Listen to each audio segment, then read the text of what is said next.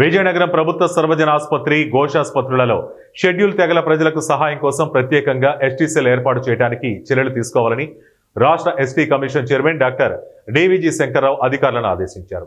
ప్రభుత్వ సర్వజన ఆసుపత్రి ఘోషాసుపత్రులలో ఎస్టీ కమిషన్ చైర్మన్ బుధవారం తనిఖీలు నిర్వహించారు. ముందుగా ప్రభుత్వ సర్వజన ఆసుపత్రికి చేరుకుని ఆసుపత్రిలో అవుట్ పేషెంట్ విభాగం, జనరల్ వార్డ్, సర్జరీ విభాగం, ఐసీయూ, రేడియాలజీ, సిటీ స్కాన్ విభాగాలను తనిఖీ చేశారు. రోగులతో మాట్లాడి ఆసుపత్రిలో అందిస్తున్న వైద్య సేవలు, భోజన నాణ్యత తదితర సమస్యలను అడిగి తెలుసుకున్నారు. అనంతరం చైర్మన్ డాక్టర్ శంకర్రావు మీడియాతో మాట్లాడుతూ ప్రభుత్వ సర్వజన ఆసుపత్రి ఘోషాసుపత్రులలో ప్రజలకు అందుతున్న వైద్య సేవలు, ప్రజల అభిప్రాయాలు, సమస్యలు తెలుసుకుని అవసరమైన సేవలు ఏర్పాటు గురించి ప్రభుత్వానికి తెలియజేయడానికి ఆసుపత్రిని సందర్శించడం జరిగిందని తెలిపారు. ప్రభుత్వ ఆసుపత్రి బోధనాసుపత్రిగా మారిన తర్వాత అనేక వైద్య సేవలు ప్రజలకు అందుబాటులో వచ్చాయని తెలిపారు. గతంలో ప్రతి కేసు విశాఖపట్నం కేజీహెచ్కు పంపించడం జరిగేదని, ప్రస్తుతం ఆధునిక వైద్య సేవలు ఇక్కడే అందుబాటులో రావడం వల్ల ప్రజలకు మెరుగైన వైద్య సేవలు అందించగలుగుతున్నట్లు తెలిపారు. ఈ కార్యక్రమంలో జిల్లా వైద్య ఆరోగ్య శాఖ అధికారి, ప్రభుత్వ ఆసుపత్రి సూపరింటెండెంట్ డాక్టర్ ఎస్ అప్పలనాయుడు, ఆసుపత్రి సూపరింటెండెంట్ డాక్టర్ అరుణ శుభశ్రీ, డిసిహెచ్ఎస్ డాక్టర్ పద్మశ్రీరాణి వైద్యులు పాల్గొన్నారు. అలాగే ఇక్కడ సూపరింటెండెంట్ గారు, వైద్యులు పాల్గొన్నారు. అందరికీ నా ధన్యవాదాలు తెలియజేస్తున్నాను.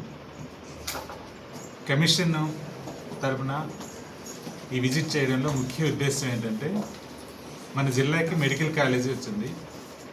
మెడికల్ కాలేజీ వచ్చాక హాస్పిటల్ అప్గ్రేడ్ అయింది.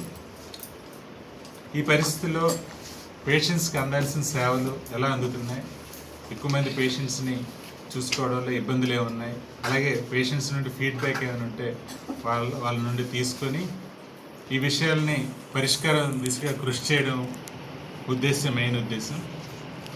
ఇక్కడ శాంక్షన్ పోస్ట్ 2 హాస్పిటల్స్లో డాక్టర్స్ పూర్తిగా ఉన్నారు.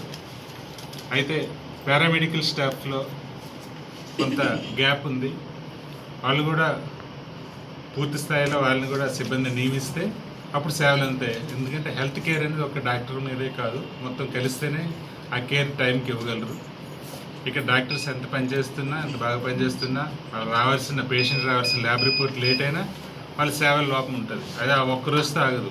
వాళ్ళు మళ్ళీ ఇంటికి వెళ్ళడం కానీ, వాళ్ళు తగ్గడం కానీ పేషెంట్కి అది ఓవర్ బర్డెన్ అవుతుంది. అలాంటివన్నీ పరిష్కరించుకునే దిశగా కృషి చేయాల్సిన అవసరం ఉంది. అంటే డాక్టర్స్ ఎలా శాంక్షన్ పోస్టులు అన్నీ ఉన్నాయో, ఇప్పుడు అవసరాలకు తగ్గట్టు పారామెడికల్ స్టాఫ్ పనిచేసుకునే అవకాశాలు ఉంటాయి. కాబట్టి ట్రైబల్ సెల్ అనేది ఇక్కడ చాలా అవసరం.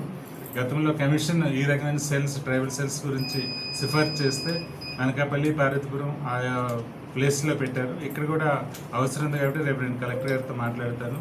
ఇక్కడ ట్రైబల్ సెల్ వెంటనే వస్తేనే వైద్య సేవలు అక్కడ నుండి వచ్చేవారికి వెంటనే అందుతాయి. ఇక్కడ ఒత్తిడి కూడా తగ్గుతుందని నా ఉద్దేశం.